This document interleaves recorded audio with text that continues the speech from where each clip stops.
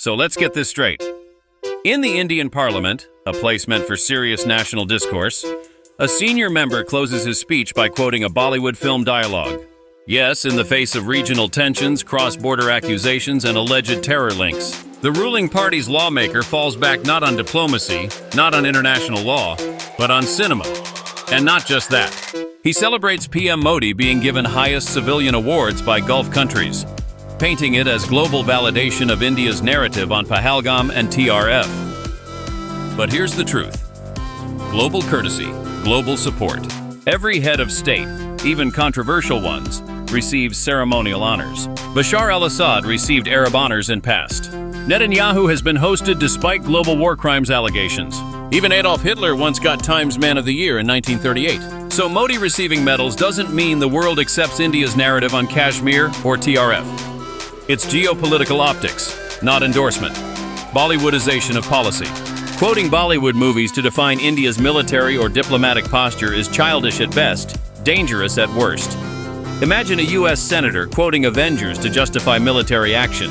This infantilization of geopolitics, where serious matters are reduced to dialogue-bazi, shows how deeply populist propaganda has replaced real policy in India. What is TRF? Just a label game. India's claim that TRF is a Lashkar-e-Taiba front is part of a larger pattern. When old narratives lose steam, new labels are coined. But designation by the U.S. does not equal conviction in international law. It's a political tool often influenced by lobbying, not facts. Where's the evidence presented in global courts? Where are UN sanctions or resolutions?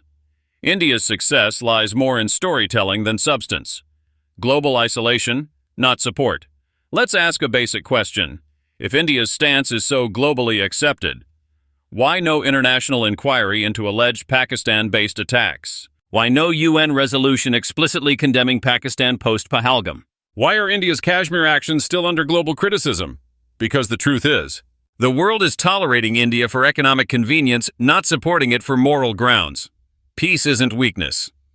The speaker ends with theatrical flair. We are people of peace, but not prisoners of it. We never start fights, but never lose them.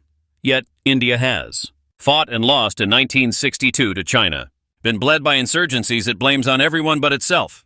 Been embarrassed globally over repeated border clashes, even by tiny neighbors like Nepal and Maldives diplomatically sent, now humiliated by Pakistan. So maybe, India should stop acting strong and start acting wise.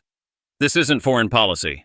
It's foreign posturing wrapped in film reels and fantasy lines. Real diplomacy is done through restraint, facts, and fairness, not dialogues from movies and medals from monarchs.